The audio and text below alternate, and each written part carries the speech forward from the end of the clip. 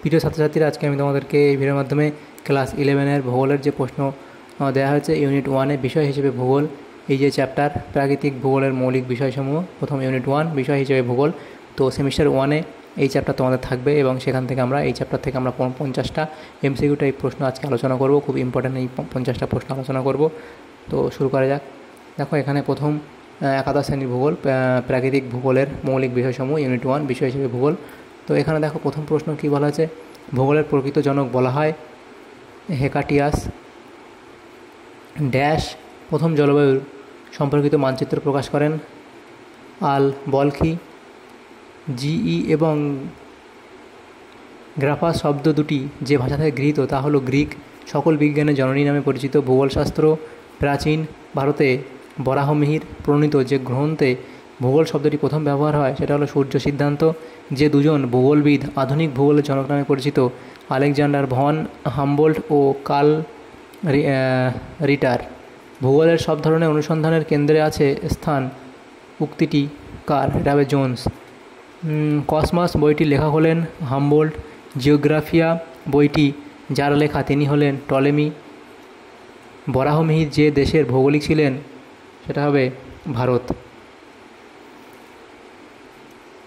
ভারতীয় ভূগোলের জনক হলেন ডক্টর শিবপ্রসাদ চট্টোপাধ্যায়। মৃত্তিকা বিজ্ঞানের একটি শাখার নাম পেডোলজি। প্রণালীবদ্ধ ভূগোলের স্রষ্টা হলেন আলেকজান্ডার ভন হামবোল্ট।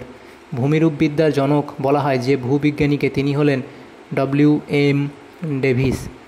গ্রহ নক্ষত্রের অবস্থান, গ্রহের উৎপত্তি, দিনরাত্রি সংঘটন, ঋতু পরিবর্তন প্রভৃতি আলোচনার অন্তর্গত তা হল জ্যোতির্বিদ্যা। বিশ্ব উষ্ণায়নের কারণ ও প্রভাব সম্পর্কিত আলোচনা করা হয় ভূগোলের কোন শাখায়? এটা হবে জলবায়ুবিদ্যা। মৃত্তিকা বিজ্ঞানের জনক হলেন ভিভি ডকুচেভ। জ্যোতির্বিদ্যার জনক হলেন এন কোপারকাস। ড্যাশকে সমুদ্রবিদ্যার জনক বলা হয় এন কোপারকাসকে। জলবায়ুবিদ্যার জনক হলেন আর ব্রায়সন। নেক্সট প্রশ্ন দেখো,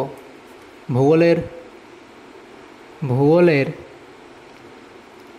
পথ প্রদর্শক বলা হয় কোন জ্যোতির্বিজ্ঞানীকে? আর্যভট্ট। ওইকোলজি শব্দটি 1866 সালে প্রথম ব্যবহার করেন আর্নেস্ট হেকেল। ভূগোল হলো মানবীয় বাস্তু সংস্থানবিদ্যা, উক্তিটি কার? ব্যারোজ এর। সমাজবিজ্ঞানের যে শাখা থেকে রাজনৈতিক ভূগোলের উৎপত্তি হয়েছে সেটা হলো অ্যালফ্রেড রাসেল ওয়ালেস। জ্যামিতির বিভিন্ন উপাদান যেমন বিন্দু, রেখা, তল, ত্রিমাত্রিক বস্তুর সাহায্যে বিষয়ের উপস্থাপনা হয় মানবীয় ভূগোলের কোন শাখায়? রাশিমাত্রিক ভূগোল। সাংস্কৃতিক ভূগোলের জনক হলেন কার্ল ও সয়ার। রাজ্য, দেশের মানুষ ও দেশের সার্বভৌমত্ব আলোচিত হয় রাজনৈতিক ভূগোলে। রাশিমাত্রিক ভূগোলের জনক হলেন ফ্রেডারিক স্কিফার। কৃষি, শিল্প, পরিবহন ও বাণিজ্যিক ভূগোল যে ভূগোলের উপশাখা? অর্থনৈতিক ভূগোল।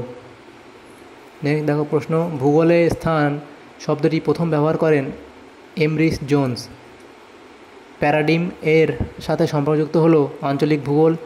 যে গ্রিক পণ্ডিত পৃথিবীর আকৃতি ও আয়তন সম্পর্কে প্রায় নিখুঁত ধারণা দিয়েছেন তার নাম হলো এরাটোস্থেনিস। আধুনিক ধারণায় ভূগোল যে শাস্ত্রের শাখা তা হলো বিজ্ঞান। ভূগোলের সাধারণ অর্থ হলো পৃথিবীর বর্ণনা। গাণিতিক ভূগোলের সর্বাধিক সম্ভাবনাময় ক্ষেত্রটিও হলো গ্লোবাল পজিশনিং সিস্টেম। বর্তমানে ভূগোল আলোচনায় সর্বাধিক গুরুত্বপূর্ণ পায় আধুনিক প্রযুক্তি। কোপেন ছিলেন একজন জলবায়ুবিদ। মানবজাতির বিবর্তন আলোচিত হয় ভূগোলের নিম্নলিখিত যে শাখায়? নৃবিজ্ঞান শাখায়। জীব ভূগোলের আলোচনায় সর্বাধিক অবদান যার? ওয়ালেসের। নেক্সট প্রশ্ন দেখো, মানবীয় ভূগোলের আলোচনায় যার অবদান সর্বাধিক সেটা হলো রিটার। জিওগ্রাফিক্যাল ইনফরমেশন সিস্টেম জিআইএস একটি সফটওয়্যার।